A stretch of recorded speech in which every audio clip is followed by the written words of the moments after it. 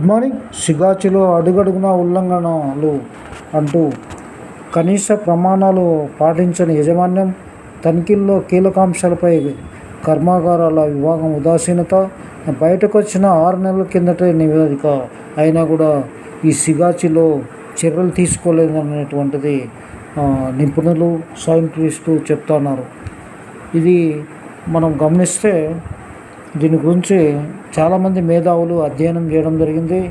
ముఖ్యంగా 6 నెలల క్రితం ఇలాంటివన్నీ కూడా బయటపడ్డట్టు చెప్తున్నారు.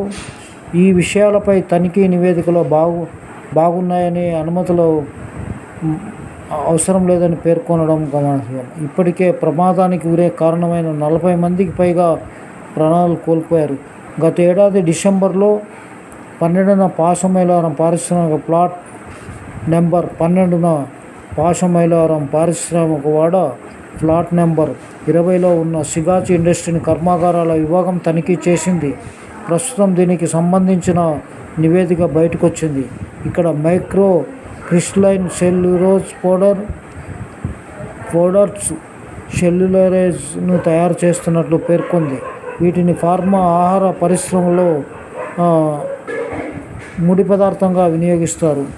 మండే స్వభావం కలిగి ఉంటాయి. సిగాచిలో మొత్తం 197 మంది పనిచేస్తుండగా వీరిలో 110 మంది రెగ్యులర్, 87 మంది ఒప్పంద కార్మికులు ఉన్నారు. గుర్తించిన లోపాలు: కర్మాగారంలో కార్మికులకు ఏదైనా ప్రమాదం జరిగితే చికిత్స చేయడం కనీసం ఫస్ట్ ఎయిడ్ బాక్సులు కూడా లేవు.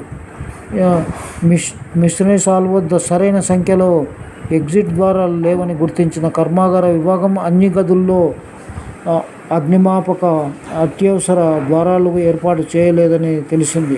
ఇక అగ్ని ప్రమాదాలకు ఎదుర్కొనేందుకు అవసరమైన సంఖ్యలో ఫైర్ ఫైటర్ పరికరాలు ఏర్పాటు చేసి ఆ మేరకు శిక్షణ ఇవ్వాల్సి ఉందని పేర్కొంది.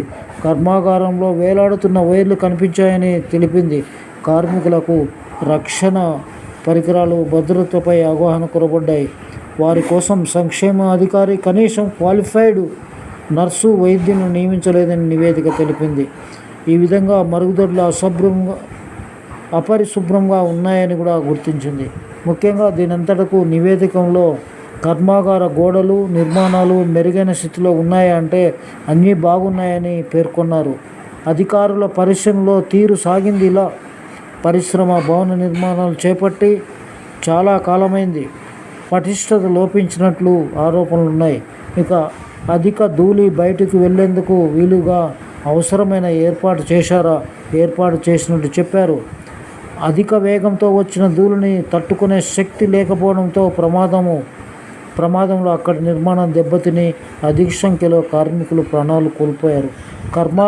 కర్మాగారం ఏర్పాటుకు సంబంధిత భవన నిర్మాణ పటిష్టత ధృవీకరణ పత్రాన్ని అధికారి నుంచి తీసుకున్నారు.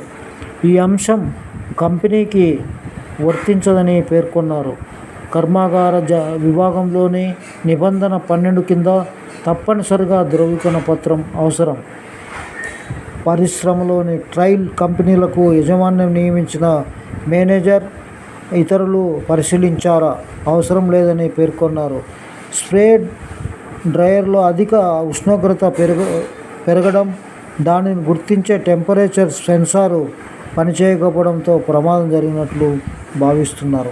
కంపెనీ యాజమాన్యం సైతం ఇది రియాక్టర్ పేలుడు వల్ల జరగలేదని, డ్రైయర్ సెక్షన్లో డస్ట్ ఎక్స్ప్లోజన్ జరిగినట్లు ప్రాథమికంగా గుర్తించామని కూడా చెప్పడం జరిగింది.